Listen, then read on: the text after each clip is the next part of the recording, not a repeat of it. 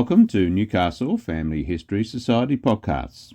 The Newcastle Family History Society, located on Awabakal land in Newcastle, New South Wales, Australia, provides support for those interested in family history. In this episode, Early Mayfield, we step back to the early 1850s to a landscape of swamp, scrub and isolation along the banks of the Hunter River. Here, a handful of families, Baker, Gray, Bull and others, helped shape what would become the suburb of Mayfield. Through land records, family memories and local accounts, Society member Sandra Boyd traces the story of the Folly, a place once considered too remote, too wild and too ambitious, yet one that became the foundation of a thriving community. In my previous podcast, I told the story of my 3 times great-grandparents, Benjamin and Elizabeth Baker, who had emigrated from England in 1840 and immediately settled in Darwood in the Hunter Valley, New South Wales. By the late 1840s, the Bakers, with their daughters Sarah and Martha, had moved to Newfrew near Singleton. It is in nearby Whittingham that their daughter Mary Ann was baptised in 1848. But importantly, is Newfrew that the Bakers met the families of George Gray, stonemason and builder, and Edmund Bull, gardener and labourer, who were also residing in the area. I'm grateful to the 3 times great-granddaughter of George Gray, Lynn Weir, whose research in the Lands Registry Service and the State Archives has been invaluable in telling the story of the Folly. But back to Newfrew. Also living close to Newfrew at this time was local magistrate in the Singleton area, Charles Simpson. In 1851, a public announcement was made that Simpson would be leaving the district of Singleton very shortly. In 1852, he accepted a position as warden of the Council of Newcastle, and in 1853 was noted as the local director of the newly opened branch of the Bank of New South Wales in Newcastle. In 1849, Simpson had purchased land in Newcastle in an area which has been known variously as the Folly, Waratah North and Mayfield. He proposed building a house on this land and sought to find the necessary tradesmen to do it. The Baker, Gray and Bull families committed to moving to Newcastle, and by 1851 they had relocated to commence work on the construction of Simpson's large house on the banks of the Hunter River. The traditional owners of the land in this area were the Awabakal people. Their extensive use of this coastal land could be seen in the presence of middens, which extended from Newcastle Harbour right along the riverbanks to the suburb of Sandgate. The area had been an important source of food and water for the Awabakal people. European settlement had a devastating impact here, just as it had in the rest of the country. The land in this area was described by the early European settlers as scrubby, swampy and mosquito-ridden. The area was covered by numerous tea trees. In 1935, local historian T.A. Bray would present a more positive picture, stating that behind the mangroves fringing the river was a small belt of dense tropical brush consisting of wild native figs, black apple trees, myrtle, cedar and general brush growth. In an article published in the Newcastle Sun in 1932, George Gray's son George Abner Gray recalled that the first to arrive in the area came in Mr. Simpson's interest. The area was isolated. There were no other settlers within miles. The 2 sawyers who cut the timber for the house were Ben Baker and Harry Crowthers, while the gardener was Edmund Bull and the builder's name was Gray. In his memoirs, George Abner recalled that his father used ex-convicts to do the contract work. Rum was always part of the contract. In George's own words, when the jobs were done, they would all have a jolly spree. He recalls visiting the workmen at Jim's camp and tasting rum, which ended up making him feel a little funny. As the area was so isolated, it is believed that the men working on the house lived in camps close to it and the families lived in slab huts. George Grey's granddaughter Georgina recalled that to reach the Folly from Newcastle necessitated a long horse ride through trackless scrub, or rowing up the river as Charles Simpson is said to have done. It was too far distant to be able to commute on a daily basis.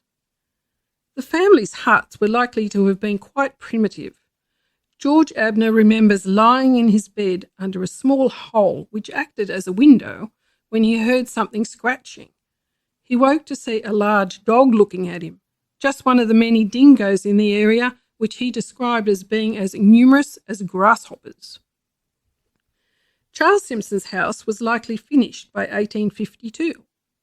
He named it Waratah House, as the Waratah plant flourished on a bank behind the house.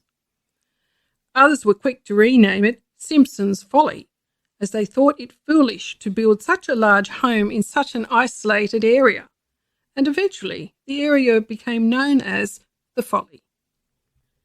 Charles Simpson continued to invest in the area and purchase more land in 1852.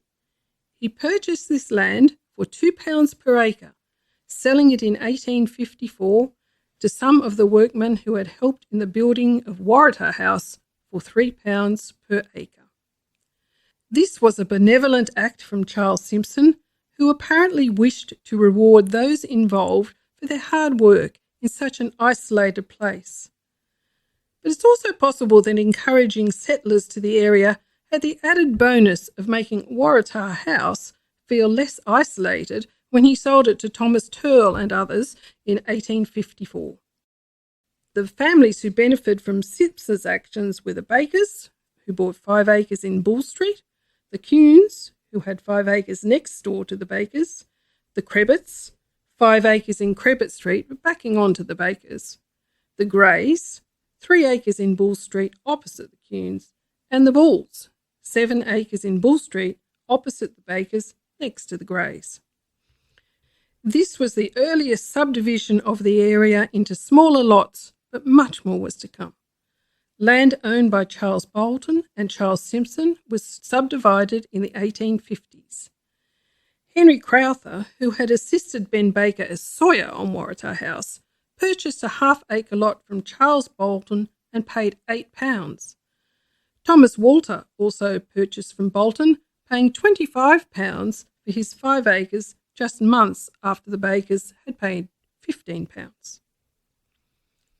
In 1855, the Bakers sold a quarter acre of their land to William and Mary Ann McNulty for the sum of £7. It is on this block that the McNultys built a stone cottage which still stands today. It is located on what is now the Industrial Highway Mayfield, with Bull Street having changed names in this section. It's reputed to be the oldest home in Mayfield, having been built in the late 1850s.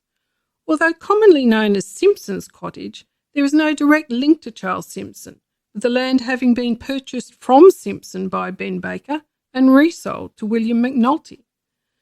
The McNultys went on to buy another 3/4 of an acre of land from Ben Baker. This brought the McNultys' land holding to 1 acre and the Bakers to 4 acres. Although William McNulty was not a stonemason, he did live opposite George Grey, who was. It seems likely that he was at least advised by George Grey. It's thought that William McNulty went on to build the first Anglican church at Mayfield in the early 1860s, with George Grey having passed away in 1861. The settlers worked hard to make the land productive.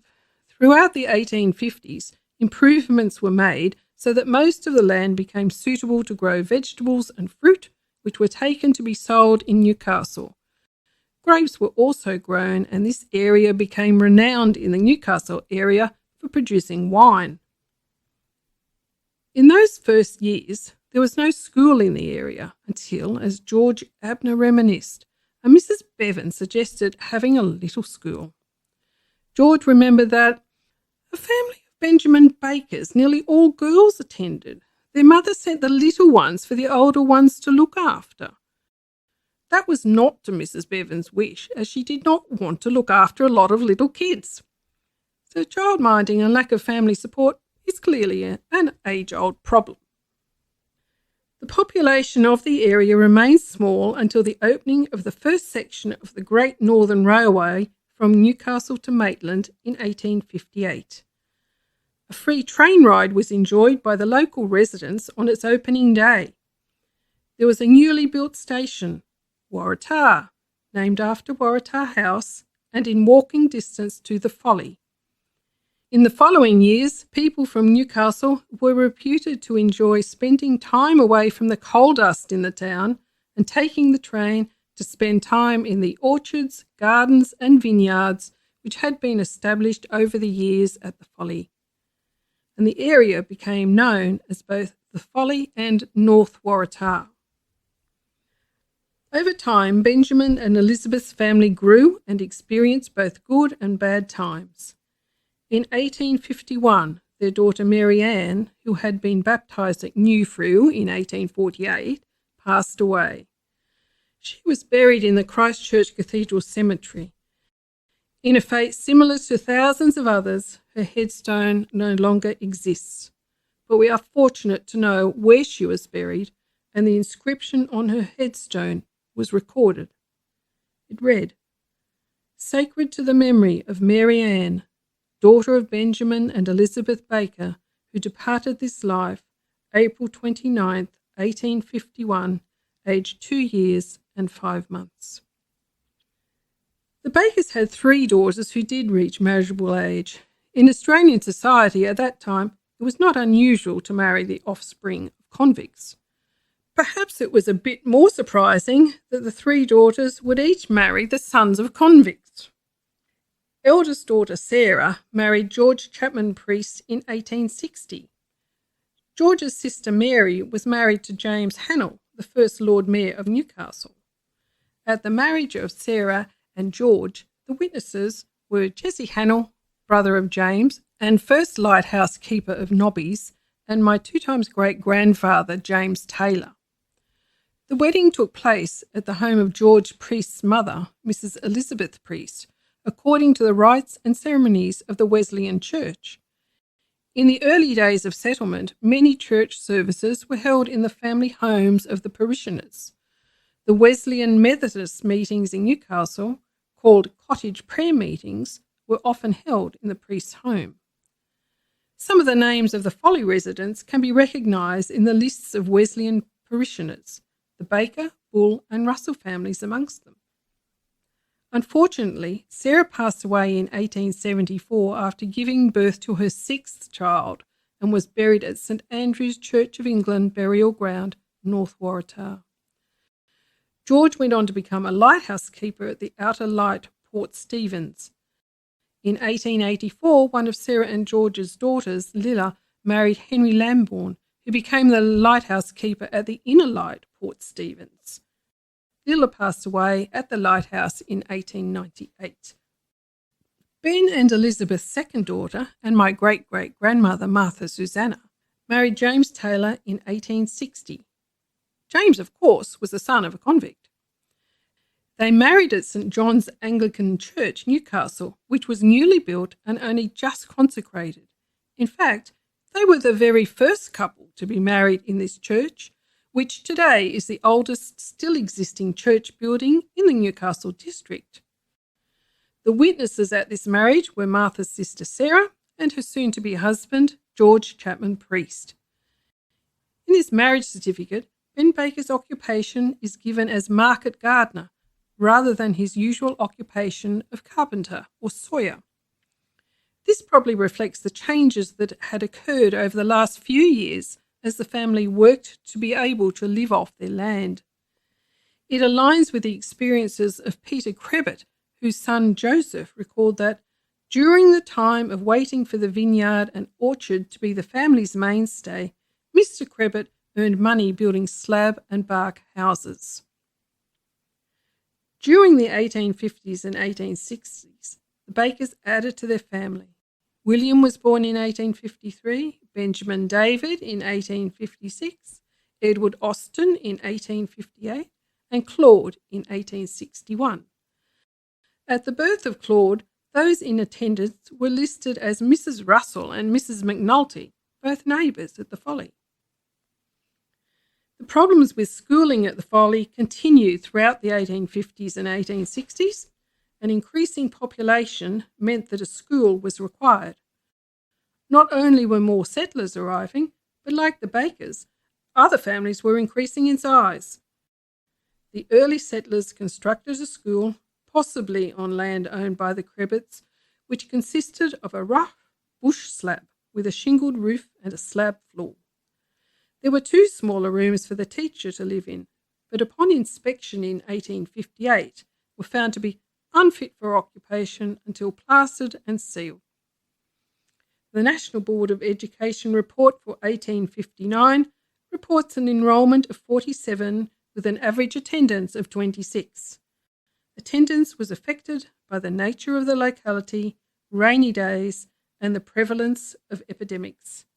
Enteric and dengue fevers were common. In 1868, a reserve was dedicated as Botanical Gardens. This was estimated to be 96 acres of land bounded by Bull, Crebbet, Ingle Streets and Port Hunter. It was used by the community for picnics and recreation. In 1881, the Newcastle Herald described the Newcastle Botanic Reserve as one of the largest and most picturesque reserves for botanical gardens to be found in the colony. At one corner, a large and open flat is so well adapted for cricketing and other purposes that it is to be cleared and levelled. It was a community asset, well used by the Folly residents and those who lived further afield. By the 1870s, the Folly was well established. In 1871, newspaper reports described the gardens in great detail. From the Newcastle Chronicle on Saturday the 18th of November comes the following report. Waratah North. During the early part of the week, I paid a visit to the gardens, vineyards and orchards in the above locality and was much pleased with the careful culture everywhere exhibited. Mr. Joseph Williams at the Popular Gardens at Waratah has just now a fine show of choice flowers in bloom, and from the great number of people almost daily visiting them, they appear to be much appreciated by the public. Mr. Peter Crebbet, Alderman Bell and Mr. Benjamin Baker have also very fine gardens, well worth visiting, as also Alderman Kerr, Mr. P. Kuhn and Edmund Bull. A visit to these gardens will well repay the trouble of a short walk from the Waratah railway station. In 1872, the Australian Town and Country Journal reported the following marriage. On the 6th of February, at St Andrew's Church, Folly, Waratah, by the Reverend F.D. Road, Frederick George, only son of the late Mrs. Dunn of Sydney, New South Wales, to Elizabeth Jane, youngest daughter of Mr. Benjamin Baker of Waratah. 2 weeks prior to her own marriage, Elizabeth had been bridesmaid for her neighbour Annette Kuhn. The girls had been born in the same year, and we could safely assume were good friends. After their own marriage, Elizabeth and Frederick Dunn, who was of course the son of a convict, moved to Muswellbrook, where Frederick was a cordial manufacturer. The 1870s proved to be difficult for the Baker family. In 1873, Elizabeth succumbed to the illness that had earlier been blamed for the poor attendance of the school students, enteric fever. She was buried in St Andrew's Church of England burial ground. Ben and Elizabeth's son Edward died in a tragic accident in 1875, with the Glen Innes Examiner reporting on the 3rd of November. At Muswellbrook, a lad named Edward Baker was climbing a limb of a tree after a native bear when the limb broke, causing him to fall. He broke both arms and was injured internally. He died on the following evening. Edward's body was returned to Newcastle, where he was buried in the same cemetery as his mother and sister Sarah. The community continued to grow. A new school was built in 1875 and familiar names appeared as school committee members: McNulty, Norgard, Crebbet, Ingle, Bell and Williams. There were familiar names too in the local Folly cricket team, which at one stage included players from the Baker, Bull, Crebit, Hune and Grey families. Community spirit seemed alive and well at the Folly. Following the death of Elizabeth, Ben Baker remarried in 1875. His second wife was Sophia Adams, but they were together for only 6 years before Ben passed away from heart disease complicated by dysentery. The witnesses on his death certificate were William McNulty and Michael Crowther, son of Henry. Like family members before him, he was buried at St Andrew's Church Burial Ground, North Waratah. After Ben's death, his acres of land were advertised for sale. Appearing in the Newcastle Herald on Thursday, 1st of June 1882, was the following. Sale of gardening land.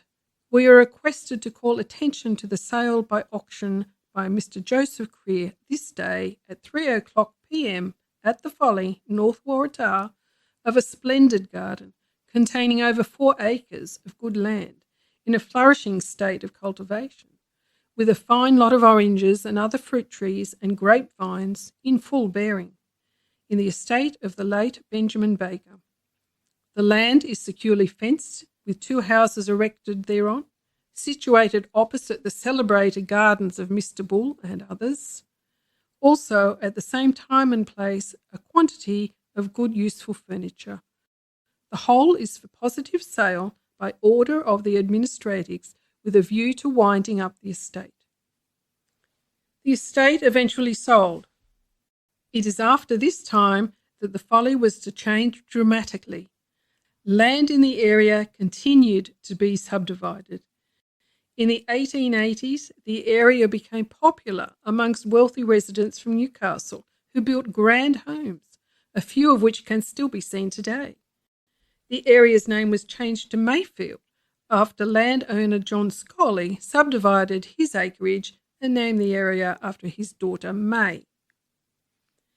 In 1915, more changes occurred when big industry came to town. One loss for the area was the sale of Newcastle's Botanic Garden Reserve to the BHP. As well as the BHP, there were other associated industries established, one of those being Lysart's. Lysart set about bringing skilled workers from England. New houses were built for the workers on land identified as part of portion 118 at Mayfield, the land previously owned by the Bakers. I'm sure they'd been happy to know that so many English immigrants arrived in the 1920s that the Baker land became known as Pommytown. But that's another story for another day. You've been listening to Early Mayfield, presented by the Newcastle Family History Society and researched by Sandra Boyd. From the first rough camps and slab huts at the Folly to orchards, vineyards and a growing community, the lives of these early settlers helped transform an isolated stretch of riverbank into something enduring. Their stories of loss, perseverance and connection remain embedded in the landscape today. As Mayfield continued to evolve through subdivision, industry and migration, the legacy of those first families was not erased but layered into the suburb's identity. Perhaps next time you pass through Mayfield, you might pause to consider the lives lived there before, on land shaped by both its original custodians and those who followed. Thanks for joining us on Newcastle Family History Society Podcasts.